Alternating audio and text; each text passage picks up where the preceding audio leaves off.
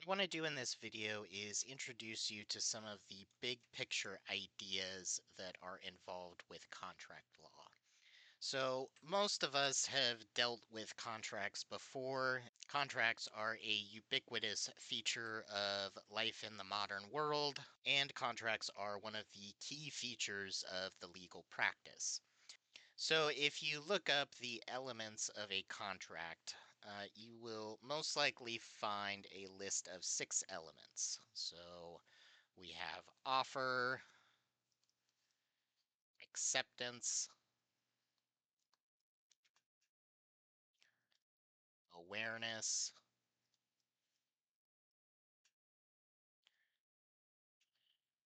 capacity,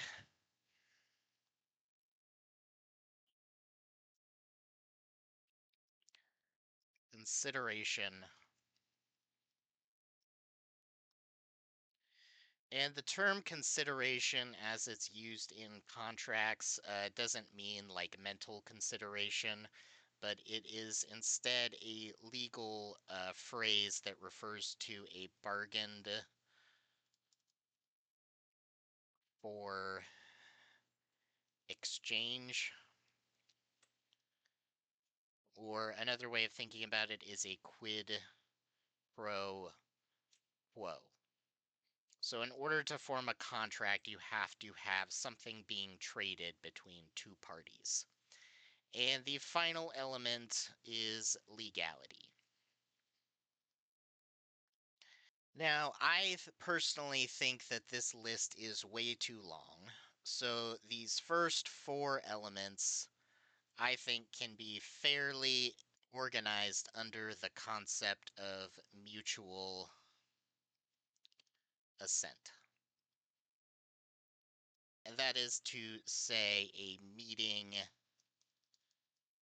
of the minds. Right. So, for in order to for a contract to form, there has to be an offer to form a contract. Someone needs to accept that offer. They both parties need to have some sort of awareness that what they are entering is a binding contract, and then each of them needs to have the capacity to enter a contract. And they can't be, for instance, a minor or a person with diminished capacity due to mental illness or something like that. So, but all of this is really just getting at the idea that the two people have to be on the same page. They have to have a meeting of the minds. They are both agreeing to a contract. And then that contract needs to have something of value being traded between them, which is consideration. And frankly, legality, I'm not sure that that is really fair to call an element. The idea is that you can't form a contract that deals with an illegal subject. So, for instance, you cannot contract an assassin to murder your enemy. That would be unlawful, and so it does not form a binding contract.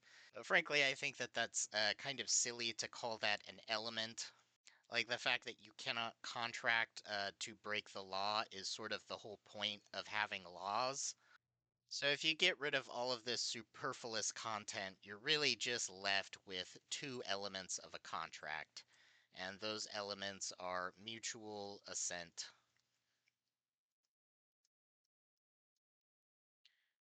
and consideration.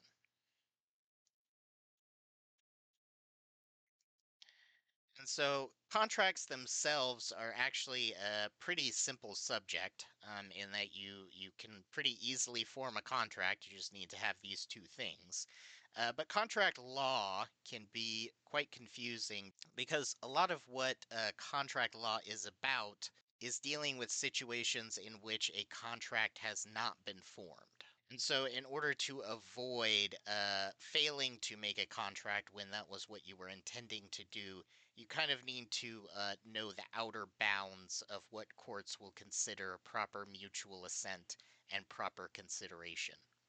And in fact, a lot of contract law is dealing with situations in which a contract has not been formed and how courts are supposed to respond to those situations. So, for instance, there are cases where parties may lack mutual assent, you might still have something called a quasi contract. And in situations where a contract lacks sufficient consideration, you might still have a claim for something called promissory estoppel.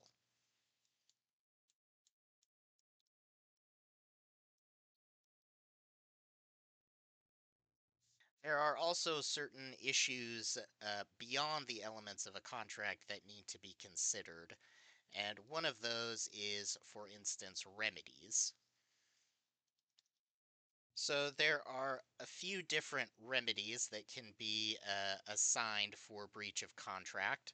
So the main one is something called expectation damages.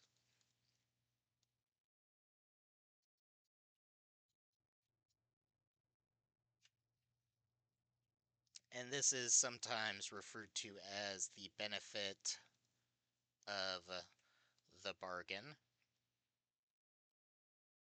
So, if someone breaches a contract, the court may order that person to pay damages in an amount of money that will put the non breaching party in the position they would have been in had the contract been properly executed. However, there are certain situations in which these expectation damages are not going to be an adequate remedy, and so a court might order something called specific performance, which is an extraordinary remedy that seeks to compel a breaching party to do what they were obligated to do under the contract. And I want to note that this is an extraordinary remedy.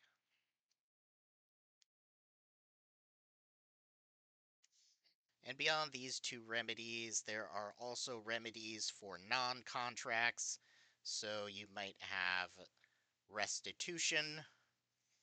So if you paid a bunch of money to someone expecting them to undertake obligations under a contract, but it turns out you didn't actually have a contract. You may not be able to enforce the contract, but you may still be able to recover the money that you paid thinking that there was a contract. And restitution is also known as unjust enrichment.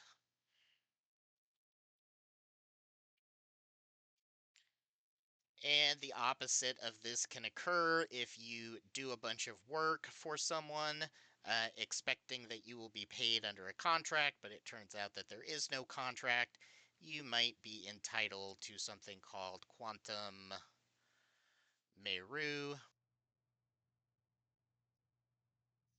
And quantum meru is basically just means that you should be paid for the value of the work that you did. And finally, there is something called reliance damages, which is different than expectation damages. So, if someone promised that they would do something for you and you relied on that promise and then incurred damages as a result, then the person that made that promise might be liable to pay reliance damages. Again, it's not a contract because there was no consideration, but it's kind of like a contract where you just get a different remedy. Another aspect of contracts that we need to consider beyond the elements are contract defenses. So, even if you have a valid contract and a person sues for breach of contract, you might be able to make out a defense as to why you should not be liable for that breach of contract. So, for instance, there is a situation where a contract becomes impossible to fulfill. There are situations in which the purpose of the contract was frustrated by circumstances outside anyone's control. So we call that frustration of purpose.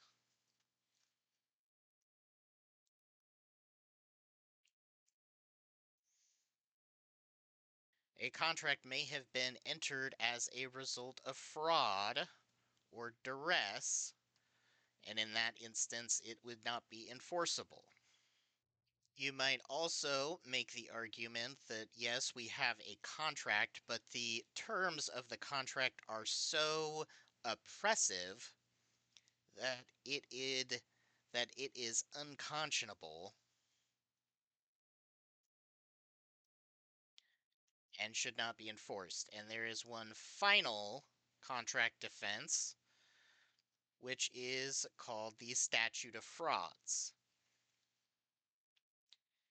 Now, bear in mind, the statute of frauds has very little to do with fraud, and it instead is a requirement for certain contracts to be in writing.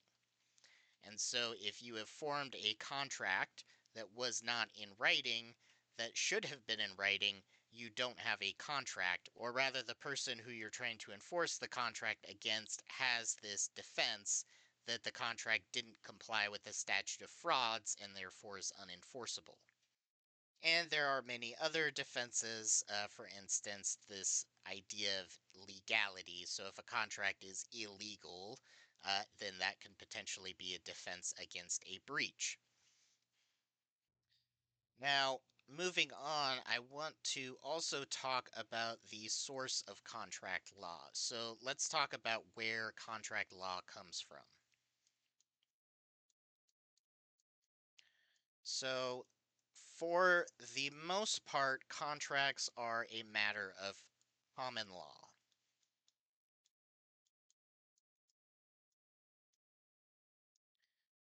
In other words, if you go look at the statutory code of a state, you will find very little content governing the subject of contract law.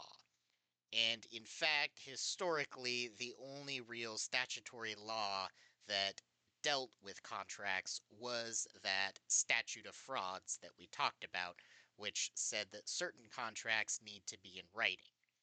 And for many hundreds of years, the common law was the only source of contract law besides the statute of frauds.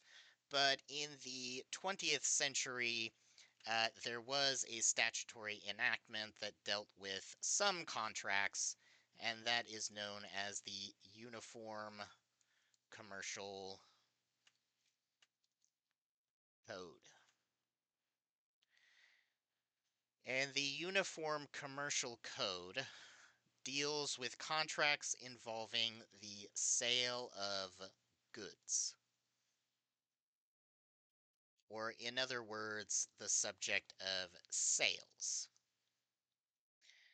And so for this series, I am only going to be talking about the common law of contract, and the Uniform Commercial Code, or the law of sales, is going to be in a different series.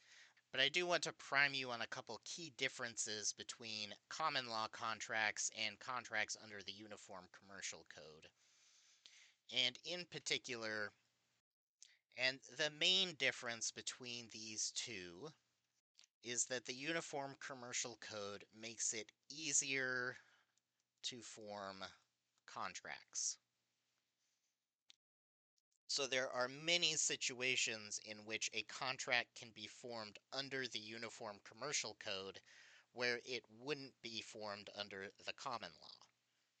The other main feature about the Uniform Commercial Code is the establishment of many default rules, which essentially attach to contracts involving the sale of goods to govern situations where the common law would be forced to take a more nuanced view of the situation. And so the default rules are, of course, meant to encourage the predictability of lawsuits for breach of contract. And so that is a basic overview of the Uniform Commercial Code. And now I want to talk about what I will call the golden rule of common law contracts. And this golden rule has two parts, and they are, I think, pretty straightforward. Number one, if you paid for it, you get it. And number two, if you didn't pay for it, you don't get it. And so when you are reading cases about contracts, I want you to always be thinking about a claim for breach of contract as to whether the person who is suing has paid for the benefit that they are asking the court to enforce. Because if they have paid for it, then the court will most likely give it to them. And if they have not paid for it, then the court will most likely say you don't get it. But we will see that sometimes it is not always straightforward to figure out whether someone has paid for a benefit under the contract. And a lot of times you might think that they've paid for it, but then when you think about it a little bit more deeply, you'll realize that the benefit has not actually been paid for.